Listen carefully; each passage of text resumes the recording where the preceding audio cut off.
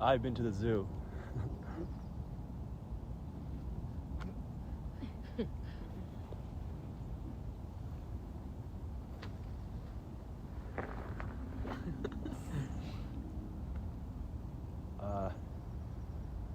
I said I've been to the zoo.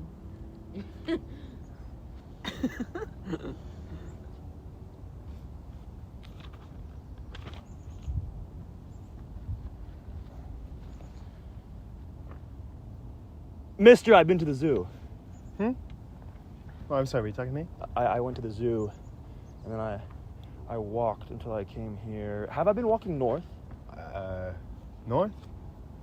I think so, let me see. Is that Fifth Avenue? Yes, it is. And what is that cross street there? That one to the right? That's 74th Street. And the zoo is on 65th Street, so I've been walking north. Yes, it would appear so. Good old north. Haha. But not due north. Well, not due north now, but we call it north. It's northerly. Well, boy, you're not going to get lung cancer, are you? No, sir, not from this. No, sir. What you'll probably get is cancer of the mouth. And then you'll have to wear one of those things Freud wore after they took one whole side of his jaw away. What do they call those things again? A prosthesis? The very thing. Yeah. Prosthesis. You're an educated man, aren't you? Are you a doctor? No. I read about it somewhere. Time magazine, I think. Well, Time magazine isn't for blockheads. No, I suppose not. Boy, I'm glad that's Fifth Avenue there. Yes. I don't like the west side of the park very much. Oh? Why? I don't know. Oh. Do you mind if we talk? No. Yes, you do. I don't mind. Yes, No. I don't mind at all. Really. It's a nice day. Yes, it is. Lovely. I've been to the zoo. I think you said so. Didn't you? I'll tell you about it. You'll see it in the newspapers if you don't see it on your TV tonight. You have TV, haven't you? Oh, yeah. We have two. One for the children. You're married. Naturally.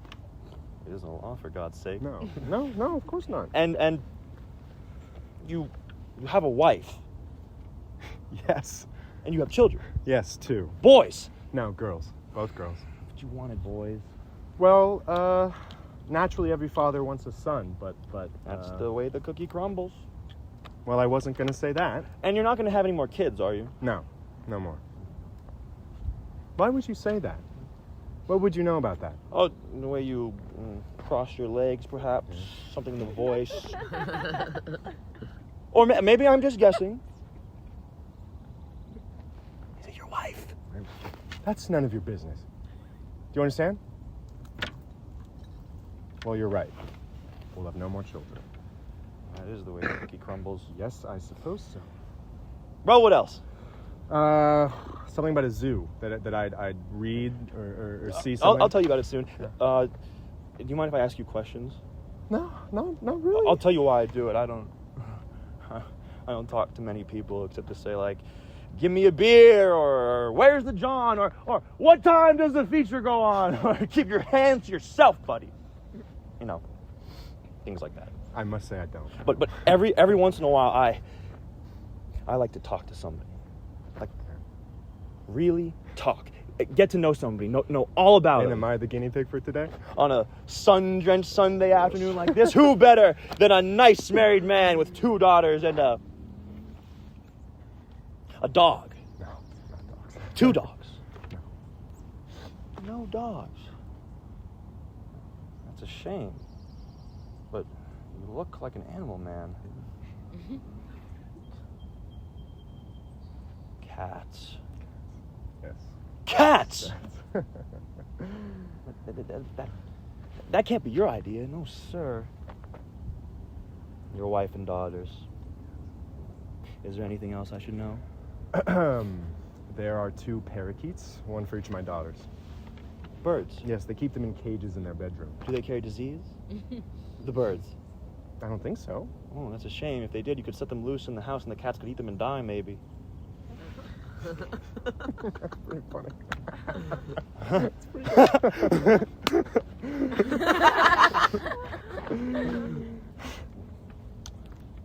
What else? Well, what do you do to feed your enormous household? So I have an executive position at a small publishing house. We publish textbooks. Well, that sounds nice, very nice. What do you make? Oh, look. Oh, come on. I make $200,000 a year, but I don't carry more than $40 on me at a time. Okay, in case you're a hold-up man. Oh. Where do you live? Oh, I'm not going to rob you, and I'm not going to kidnap your parakeets, your cats, or your daughters. I live between Lexington and 3rd Avenue on 74th Street. That wasn't so hard, was it? Look, I don't mean to seem. You don't really carry on a conversation. You just ask questions, and normally I'm reticent. Why do you just stand there? I'll start walking around eventually, and then I'll sit down. Wait until you see the expression on his face. Whose face? Is this something about the zoo? The what? The zoo. The zoo. Something about a zoo. Zoo? You've mentioned it several times. Zoo. Zoo. Oh, yes! Zoo! I was there before I came here. I told you that. Say, what's the dividing line between upper middle class and lower upper middle class? My dear. Don't my dear fellow me. Was I patronizing? I'm sorry. Your question about the classes bewildered me. And when you're bewildered, you become patronizing. Yeah, I don't express myself too well sometimes. I'm in publishing, not writing. So be it. Yeah. Oh, I was the one being patronizing. Oh, no, you needn't say that. Oh, No. all right. No. Who are your favorite writers? No. J.P. Marquand and Baudelaire? Well, I like a great many writers. I have a certain catholicity of taste, if I say so. Those two men are fine, each in their own way, but Baudelaire is by far the finer of the two. Marquand, though, he has his place in our national. Skip it. I'm sorry? Do you know what I did before I went to the zoo today?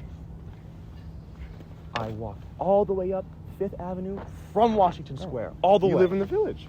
No, I don't. I took the subway down to the village so I could walk up 5th Avenue to the zoo. It's one of those things a person has to do. Sometimes a person has to go a very long distance out of his way in order to come back a short distance correctly. I'm sorry, I thought you lived in the village. What were you trying to do? Make sense out of things? Bring order, the old pigeonhole bit? Well, that's easy. I'll tell you. I live in a 4-story brownstone rooming house on the Upper West Side between Columbus Avenue and Central Park West. I live on the top floor, rear west. It's a laughably small room, and one of my walls is made of beaver board. This beaver board separates my room from another laughably small room, so I assume that the two rooms were once one room, a small room, but not necessarily laughable. The room beyond my beaver board wall is occupied by a man who always keeps his door open. Well, not always, but always when he's plucking his eyebrows, which he does with Buddhist concentration. This man has rotten teeth, which is rare, and he has a Japanese kimono, which is also rare, and he wears this kimono to and from the John in the hall, which is pretty frequent. I mean, he goes to the John a lot. He never bothers me, and he never brings anyone up to his room. All he does is pluck his eyebrows, wear his kimono, and go to the John. Now, the two front rooms on my floor are a little larger, I guess, but they're pretty small too. There's a Puerto Rican family in one of them, a husband, a wife, some kids. I don't know how many. These people entertain a lot. And in the other front room, there's somebody living there, but I don't know who it is. I've never seen who it is. Never, ever. Why do you live there? I don't know. Well, it doesn't sound like a very nice place where you live. Well, no, it isn't an apartment in the East 70s, but then again, I don't have one wife, 2 daughters, 2 parakeets, and 2 cats. What I have toilet articles, a few clothes, a hot plate that I'm not supposed to have, a can opener, one that works with the key, you know, a knife, 2 forks, 2 spoons, 1 small, 1 large, 3 plates, a cup, a saucer, a drinking glass, 2 picture frames, both empty, 8 or 9 books, a pack of pornographic playing cards, a regular deck, an old Western Union typewriter that prints nothing but capital letters, and a small strong box without a lock, which has in it... What? Rocks! Sea-rounded rocks I picked up on the beach when I was a kid. Underneath, way down, are letters. Please, letters. Please, when will you do this? And please, when will you do that? Letters. And when letters, too. When will you write? When will you come? When? These letters are from more recent years. About those 2 empty picture frames? I don't see why they need any explanation at all. Isn't it obvious? I don't have pictures of anyone to put them in. Well, your parents? No, perhaps a girlfriend? You're a very sweet man, and you possess a truly enviable innocence. But good old mom and good old pop are dead, you know? And I'm broken up about it too, I mean, really. But that particular vaudeville act is playing the cloud circuit now. Besides, I don't see how I can look at them all neat and framed to be pointed about it. Good old mom walked out on good old pop when I was 10 and a half years old. She embarked on an adulterous turn of our southern states, a journey of a year's duration. And her most constant companion, among many others, was a Mr. Barleycorn. Or at least that's what good old pop told me after he went down, came back, brought her body north. We received the news between Christmas and New Year's. You see, that good old mom had parted with the ghost in some dump in Alabama, and without the ghost, she was less welcome. I mean, what was she? Stiff. Northern stiff. At any rate, good old pop celebrated the New Year's for an even 2 weeks, then slapped into the front of a somewhat moving city omnibus, which sort of cleaned things out family-wise. Well, no, there was mom's sister, who was given neither to sin nor the consolations of the bottle. I moved in on her, and my memory of her is slight, excepting that I remember still that she did all things dourly. Eating, sleeping, working, praying. She dropped dead on the stairs to her apartment. My apartment, then, too, on the afternoon of my high school graduation. A terribly Middle European joke, if you ask me. Oh, my. Oh, you're what? But that was a long time ago, and I have no feeling about any of it that I care to admit to myself. Perhaps you can see why good old mom and good old pop are frameless. What was your name? Your first name? I'm Peter. I'd forgotten to ask. I'm Jerry. Hello, Jerry. Hi. And let's see, what's the point of having a girl's picture, especially in 2 frames? I have 2 picture frames, you remember? I never see the pretty little ladies more than once, and most of them wouldn't be caught in the same room with a camera. It's odd, and I wonder if it's sad. What, the girls? No, I wonder if it's sad that I've never seen the pretty little ladies more than once. I've never been able to have sex with, or how is it put, make love to anybody more than once. Once? That's it. No, wait. For about a week and a half, when I was 15, and I hang my head in shame that puberty was late, I was a homosexual. I mean, I was queer. With bells ringing and banners snapping in the wind. And for those 11 days, I met twice a day with the park superintendent's son. A Greek boy whose birthday was the same as mine, although he was a year older. I think I was very much in love then. Maybe just for sex. But that was the jazz of a very special hotel, wasn't it? And now, oh, do I love the little ladies? Really, I do. For about an hour. Well, it seems perfectly simple to me. Look, are you going to tell me to get married and have parakeets? Look, forget the parakeets and stay single if you want to. It's no business of mine. I didn't start this conversation in the first place. All right, I'm sorry. You're not angry? No, I'm not angry. Good. Interesting that you asked about the picture frames. I would have thought that you would have asked me about the pornographic playing cards. Oh, I've seen those cards. Yeah. That's the point. I suppose that when you were a kid, you and your pals passed them around, or you had a pack of your own. I suppose a lot of us did. And yeah. you threw them away just before you got married. No, I didn't need things like that when I got older. No? No, look, I'd rather not talk about these things. So? Please? Don't. Besides, I wasn't trying to plumb your post-adolescent sexual life in hard times. What I wanted to get at was the value difference between pornographic playing cards when you're a kid and pornographic playing cards when you're older. You see, it's that when you're a kid, you use the cards as a substitute for the real experience. But when you're older, you use real experience as the substitute for the fantasy. But I imagine you'd rather hear about what happened at the zoo. The zoo? Oh, yes, the zoo. That is if you... Let me tell you why I went. Well, yeah. Let me tell you some things. Mm-hmm. I've told you about the 4-story rooming house where I live. I think the rooms are better as you go down floor by floor. I don't know. I guess there. I don't know any people on the second and third floors. Oh wait, no. I do know that there's a lady living on the third floor in the front. I know because I hear her crying all the time. Whenever I go out, whenever I come in, whenever I pass her door, I always hear her crying, muffled, but very determined. Very determined indeed. But the one I wanted to get to, and all about the dog, is the landlady. Now, I don't like to use words that are too harsh in describing people, and I don't like to. But the landlady is a fat, ugly, mean, stupid, unwashed, misanthropic, cheap, drunken bag of garbage.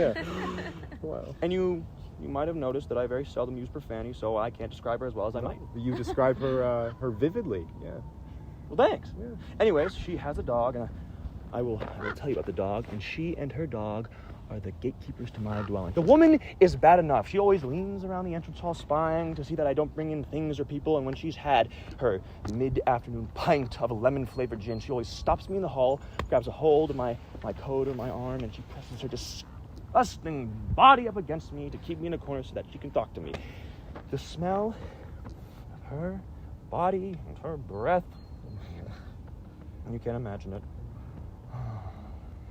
And somewhere in the back of that pea-sized brain of hers, an organ developed just enough to let her eat, drink, and admit she has some foul parody of sexual desire. And I, Peter, I am the object of her sweaty lust. That's horrible. It's disgusting. But I found a way to keep her off. Whenever she presses herself to me, whenever she talks to me and mumbles about her room and how I should come there, I merely say, "But love, wasn't yesterday enough for you and the day before?" Then she puzzles. She makes slits of her tiny, tiny eyes, and then she sways a little. And Peter, it is at this moment that I think I might be doing some good in that tormented house. A simple-minded smile begins to form on her unthinkable face as she giggles and groans about yesterday and the day before as she believes and relives what never happened. Then she motions that black monster of a dog she has, and she goes back to her room. And I am safe until our next meeting. I have a hard time believing people like that really are. It's for reading about, isn't it? Yes. And fact is better left to fiction. You're right, Peter. Well, what I've been meaning to tell you about is the dog. I shall now. Oh, yes, the dog. Yeah. Don't go. You're not thinking of going, are you? No, I don't think so. Because after I tell you about the dog, do you know what then? Then I'll tell you about what happened at the zoo. You're just full of stories, aren't you? Nobody's holding you here. You don't have to listen. No, I know that. I know. You do? Yes. Good. Yeah. All right! The story of Jerry and the dog. What I'm going to tell you has something to do with how sometimes it's necessary to go a long distance out of the way in order to come back a short distance correctly. All right, the dog, I think I told you, is a black monster of a beast, an oversized head, tiny, tiny ears and eyes, bloodshot, infected maybe, and a body that you can see the ribs through the skin. The dog is black except for the bloodshot eyes, and yes, an open sore on its right forepaw that's red too. And oh yes, the poor monster, and I do believe it's an old dog. It's certainly a misused one. Almost always has an erection of sorts that's also red.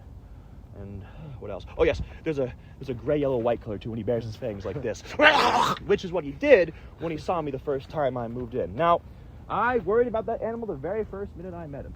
Now, animals don't take to me like St. Francis had birds hanging off him all the time. What I mean is, animals are indifferent to me, like people, most of the time. But this dog wasn't indifferent. From the very beginning, he'd snarl and then go for me to get one of my legs. Not like he was rabid, you know. He was sort of a stumbly dog, but he wasn't half-assed either. It was a good stumbly run, but I always got away. He got a piece of my trouser leg. Look, you can see right here. It's mended. Look. He got it the second day I lived there, but I kicked free and got upstairs fast. So that was that. I still don't know to this day how the other roomers manage it. But you know what I think? I think it only has to do with me. Oh, cozy. So, anyways, this went on for over a week whenever I came in, but never when I went out. It's funny, or it was funny. I mean, I could pack up and live in the street for all the dog cared. Well, I thought about it up in my room one day, one of the times after I had bolted upstairs, and I made up my mind. I decided, first, I'll kill the dog with kindness. And if that doesn't work, I'll just kill him. Don't react, Peter. Just listen. So, the next day I went out and I bought a bag of hamburgers, medium rare, no ketchup, no onion. And on the way home, I took out all the rolls and kept just the meat. When I got back to the rooming house, the dog was there, waiting. I half opened the door that led to the entrance hall, and there he was, waiting. And I had the bag of hamburgers, you remember? And I went in very cautiously, and I set the meat down about 12 feet from where the dog was snarling at me like so. Nice doggy. He snarled. Stop snarling. Sniffed. Moved slowly and faster towards the meat. Well, when he got to it, he stopped and he looked at me. I smiled, but tentatively, you understand. He turned his face back to the hamburgers, smelled, sniffed some more, and then, like that, he tore into them. It was as if he had never eaten anything in his life before, except like garbage, maybe. I mean, I don't think the landlady ever eats anything but garbage. But, anyways, he gobbled all the food almost all at once, making sounds in his throat like a woman. Then, when he'd finished the meat, the hamburger, and tried to eat the paper too, he sat down and he smiled. I think he did. I know cats do. It was a very gratifying few moments. Then BAM! He made for me again, but he didn't get me this time either. So, I got up to my room and I started thinking about the dog again, and to be truthful, I was offended, and I was damn mad too. It was 6 perfectly good hamburgers with not enough pork in it to make it disgusting. I was offended. But after a while, I decided to try it for a few more days. If you think about it, this dog had what amounted to an antipathy toward me, really. And I wondered if I mightn't overcome this antipathy.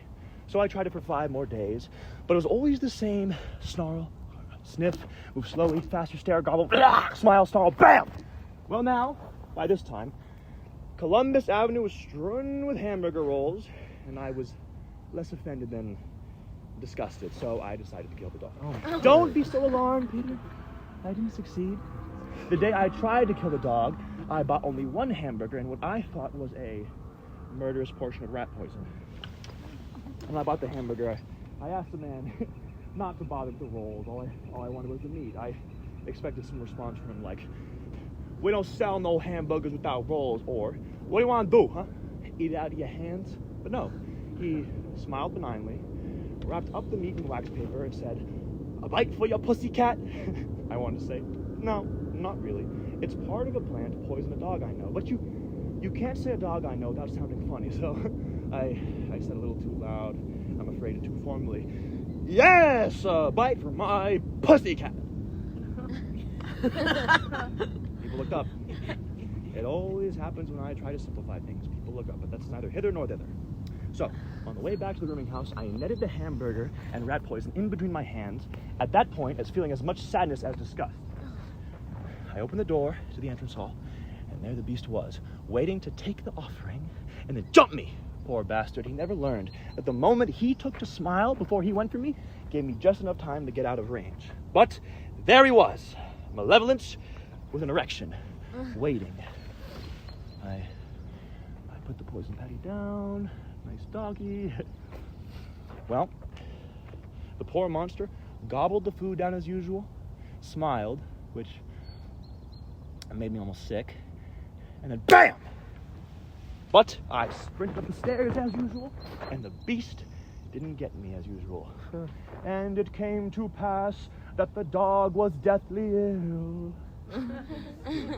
I knew this because he no longer attended me, and the landlady sobered up. She stopped me in the hall on the same evening of the attempted murder and confided the information that God had struck her puppy dog a surely fatal blow. She had forgotten her bewildered lust, and her eyes were wide open for the first time. They looked like the dog's eyes. She implored me and sniveled to pray for the animal. I wanted to say, Madam, I have myself to pray for. The man who plucked his eyebrows, the Puerto Rican family, the person in the front room whom I've never seen, and the lady who cries with determination behind her closed door, and all the people in all the rooming houses everywhere. Besides, madam, I don't understand how to pray. But to simplify things, I told her that I would pray.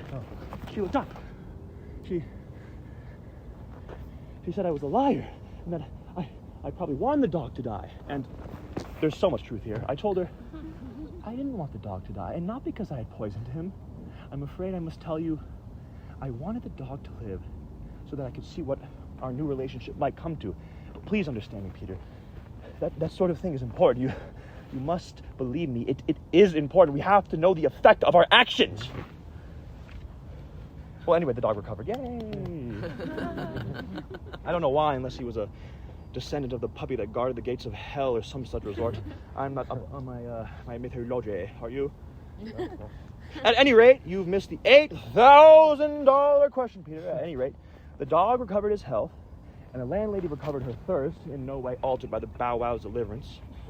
When I came home from a movie I had seen on 42nd Street, one that was very much like one or several I'd seen, after the landlady told me that puppykin was better, I was so hoping for the dog to be waiting for me. I was, how would you put it, enticed?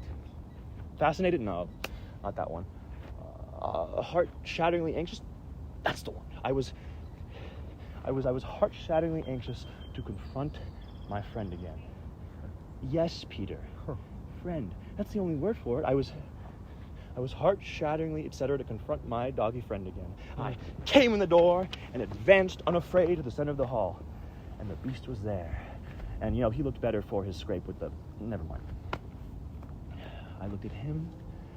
He looked at me. I think we stayed a long time that way. Ooh, bow, bow, bow. Still, stone statue, just staring. I looked more into his eyes than he looked into mine. I can concentrate on looking into a dog's face longer than a dog can concentrate on looking into my face or anybody else's face for that matter. But during that 20 seconds or 2 hours that we looked into each other's face, we made contact. Now, here's what I had wanted to happen. I love the dog now, and I wanted him to love me. I had tried to love and I tried to kill, and both had been unsuccessful by themselves. I had hoped, and I didn't really understand why the dog would know my motivations or anything like that sort, but I hoped that the dog would understand. You see, it's just, you have to have a way of dealing with people. You have to make a start somewhere, if not with people, then animals. Don't you see? Like a person has to have a way of dealing with something. If not with people, then something. A cockroach, a bed, a mirror. No, that's one of the last steps. That's too hard. With a cockroach, a carpet, a roll of toilet paper. Nope, not that either. That's a mirror too. Always check bleeding. You see how hard it is to find things on a street corner with too many lights, all colors reflecting on the oily wet streets, with the wisp of smoke, with a strong box, without a lock, pornographic playing cards, with love, with crying, with vomiting, sadness because the pretty little ladies aren't pretty little ladies, with making money with your body, which is an act of love, and I can prove it too, with howling because you're alive with God. How was that? With God. With God, who is a man who plucks his eyebrows, who is a woman who cries with determination behind her closed door. With God, who I'm told turned his back on the whole thing some time ago.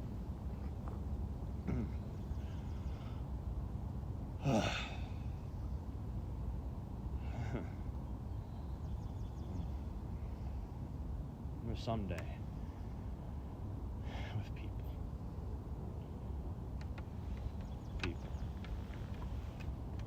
an idea, a concept. Where better? Wherever better in this humiliating excuse for a jail? Where better to communicate one single simple-minded idea than in an entrance hall? I mean, where? It would be a start to make a beginning, to understand and possibly be understood. A beginning of an understanding then with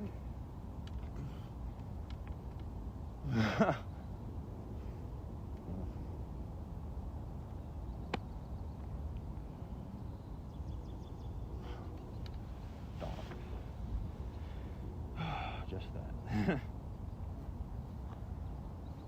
A dog. Seemed like a perfectly sensible idea. Man is a dog's best friend, remember?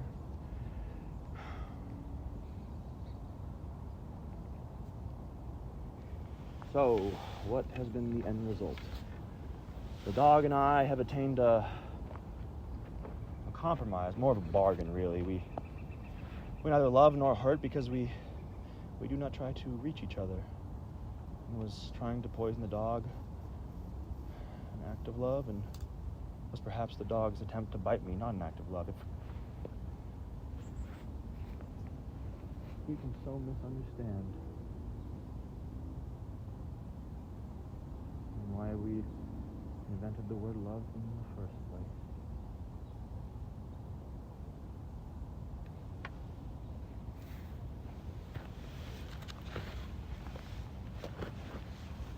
The story of Jerry and the dog. The end. Well, Peter? Well, Peter? Do you think I could sell that story to the Reader's Digest and make a couple $100 for the most unforgettable character I've ever met? Huh? Oh, come on, tell me what you think.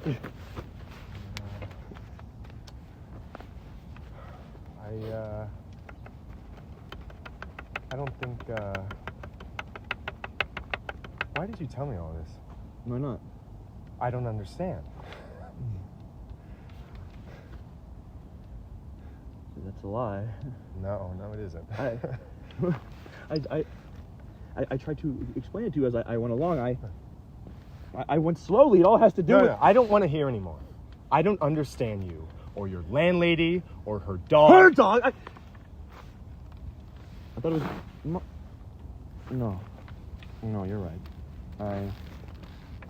I don't know what I was thinking, but of course you don't understand. I don't live in your block. I'm not married to two parakeets or whatever your setup is. I'm a permanent transient. My home is the sickening rooming houses on the Upper West Side of New York City, which is the greatest city in the world. Amen. I'm sorry. I didn't mean to. Forget it. I suppose you don't quite know what to make of me, eh?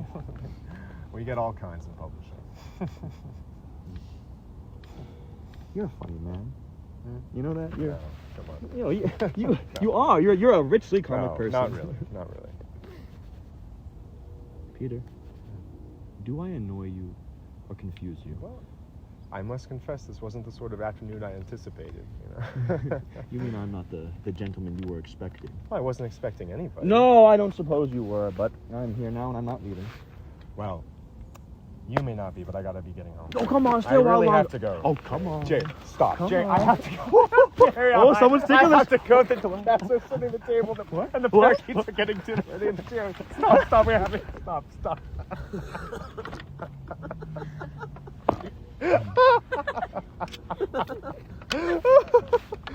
Oh my God. Peter, What? listen now. What is it, Jerry? Oh my God. Peter, do you want to hear about what happened at the zoo? What? Oh, the zoo. Yeah, I had my own zoo there for a moment. With the parakeets getting dinner ready, and Whatever it was, the that's fun. Yes, that was very funny, Peter. I wouldn't have expected it. But do you want to hear about what happened at the zoo or not? Yes, by all means. Tell me what happened. Oh my God, I don't know what happened to me. I'm sorry.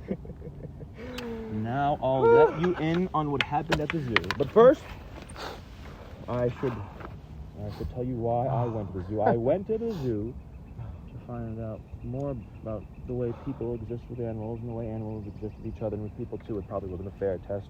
What with everyone separated by bars from everyone else, the animals, for the most part, from each other, and always the people from the animals. But at the zoo, that's the way it is. Move over. Oh, I'm sorry. There's enough room? Well, all the animals are there, and all the people are there, and it's Sunday, and all the children are there. Move over. All right. And it's a hot day, so all the stench is there too, and all the balloon sellers and all the ice cream sellers, and all the birds are screaming, and all the seals are barking. Move over. You have more than enough room. And I'm there, and it's feeding time at the lion's house, and the lion keeper comes into the lion cage, one of the lion cages, to feed one of the lions. Move over! I can't move over anymore. Stop hitting me. What's the matter with you? Don't you want to hear the rest of the story? No, I'm not so sure. I certainly don't want to be punched in the arm. Like that? Stop. What's the matter with you? Oh, I'm crazy, you bastard. Jerry, that isn't funny. Listen, Peter. I want this bench. You go sit on the bench over there, and if you're good, I'll tell you the rest of the story. For? What's the matter with you? So I see no reason why I should give up this bench. I sit on this bench almost every Sunday afternoon in good weather. It's secluded here. There's never one sitting here, so I have it all to myself. Get off this bench, Peter. I want it. No. I said I want this bench, and I'm going to have Look, it. Now get over there. People can't have everything they want. You should know that. It's a rule. People can have some of the things they want, but they can't have everything. Imbecile. You're slow-witted. Stop that. You're a vegetable. Go lie Look, down on the that's ground. enough. I've put up with you all afternoon. Not really. Yeah, long enough. I've put up with you long enough. I only listen to you. Because I thought you wanted to talk to someone. You put things well, economically, and yet, what is the word? I want to put justice to your... Jesus, you make me sick. Get off here and give me my bench. My bench? Get out of my sight. That's enough. I've had enough of you. This is my bench. You can have it outside. Now go away. Go away, I said. If you don't move on... You're a bum. That's what you are. If you don't move on, I'll get a policeman here and make you go. I warn you, I'll have you arrested. You won't find a policeman around here. They're all on the west side of the park chasing fairies down from the trees or out of the bushes. Yeah. That's their function. That's all they do. So scream your head off. It won't do you any good. Police! I warn you, I'll have you arrested. Yeah? Police! I said police!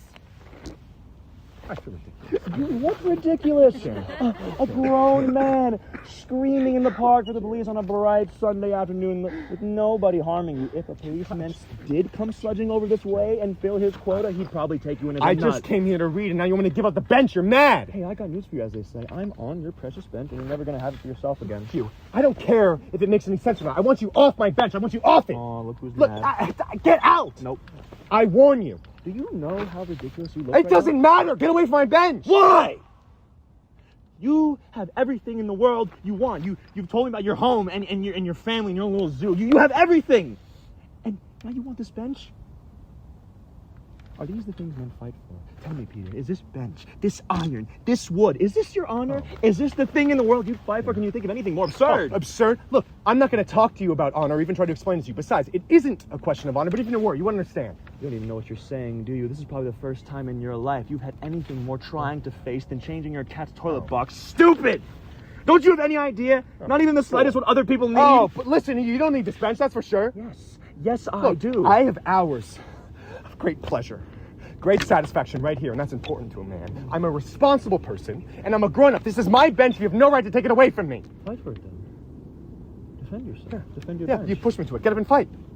Like a man. Yes, like a man. If it's just not mocking me even further. I have to give you credit for one thing. You are a vegetable. And that's enough. When I think. But, as they say on TV all the time, and I mean this, Peter, you have a certain dignity. It surprises me.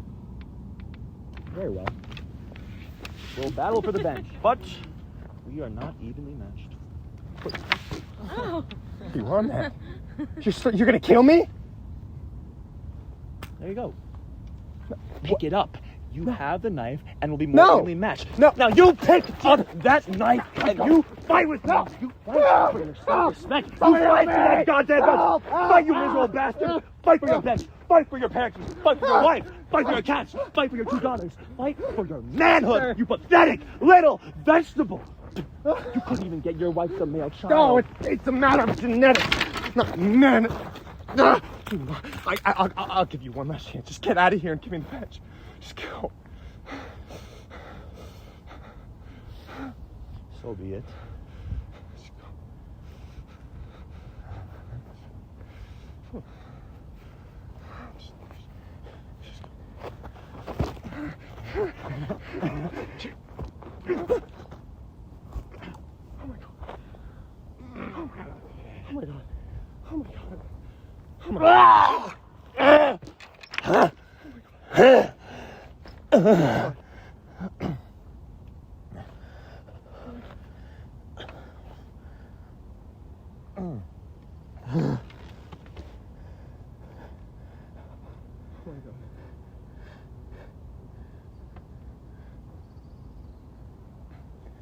Thank you, Peter.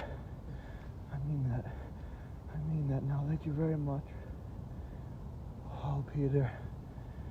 I was so afraid I'd drive you away. You don't know how afraid I was you'd go away and leave me.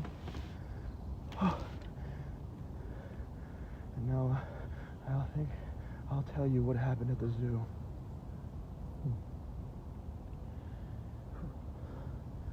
I think this is what happened at the zoo. I think that while I was at the zoo, I decided that I would walk northerly rather, till I found you or somebody, and I decided that I would talk to you, and I would tell you things, and the things I would tell you were...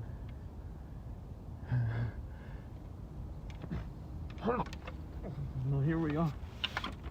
You see? Here we are. But could I have planned all this? No, I couldn't have, but I think I did. Now you know all you wanted to know. Now you know all about what happened at the zoo. Now you know about the face you'll see in your TV. You remember the face I told you about? My face. The face you see right now.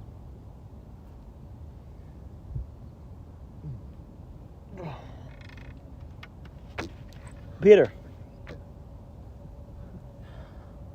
Peter? Oh, Peter.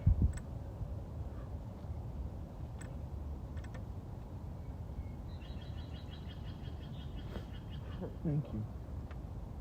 I came unto you and you have comforted me, dear Peter. But you better go now.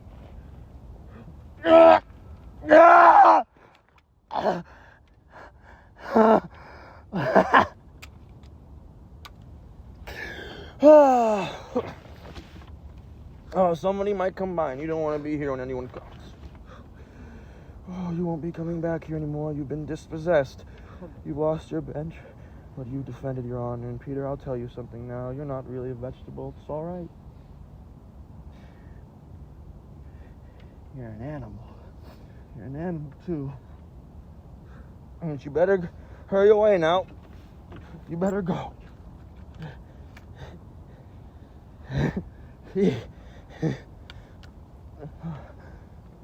Wait, Peter. I'm gonna take your book. Book right here beside me on your bed. My bench, rather. Tom, take your book.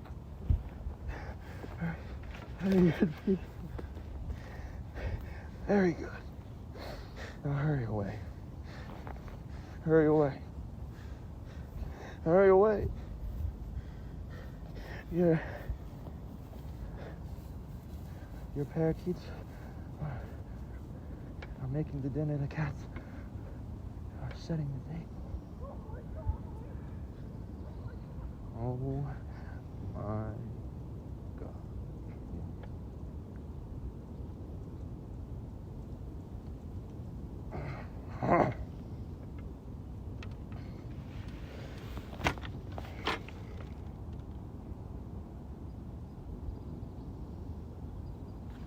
Ta-da! Yeah!